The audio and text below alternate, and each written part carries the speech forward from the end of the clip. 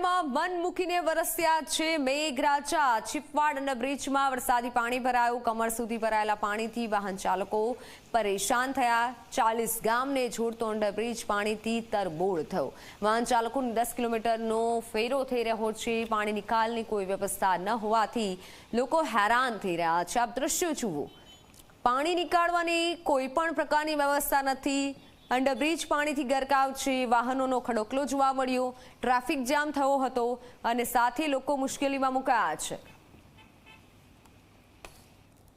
વલસાડ શહેરમાં વહેલી સવારથી ધોધમાર વરસાદ વરસી રહ્યો છે, તો બીજી બાજુ જે રીતે વિરામ બાદ ફરી એક વખત વલસાડ જિલ્લામાં વરસાદની શરૂઆત થતાની સાથે જે વલસાડ શહેર છે તે વલસાડ શહેરમાં વિવિધ જગ્યાઓ પર પાણી ભરાઈ જવા પામ્યા છે। વલસાડ શહેરનો જે ચીપવાડ અંડરપાસ છે તે ચીપવાડ અંડરપાસમાં પાણી ભરાઈ જવાના કારણે ક્યાંક ને ક્યાંક જે વાહન ચાલકો છે તે વાહન ચાલકો મુશ્કેલીમાં મુકાયા છે।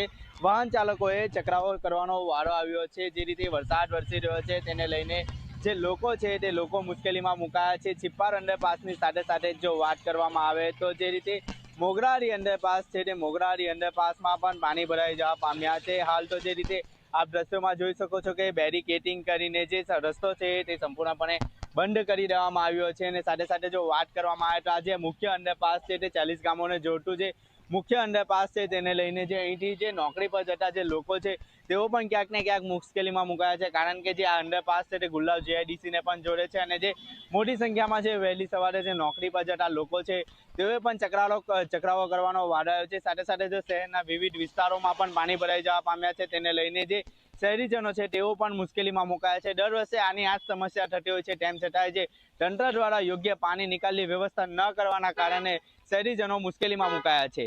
ઉમેશ પટેલ, ઝી મીડિયા।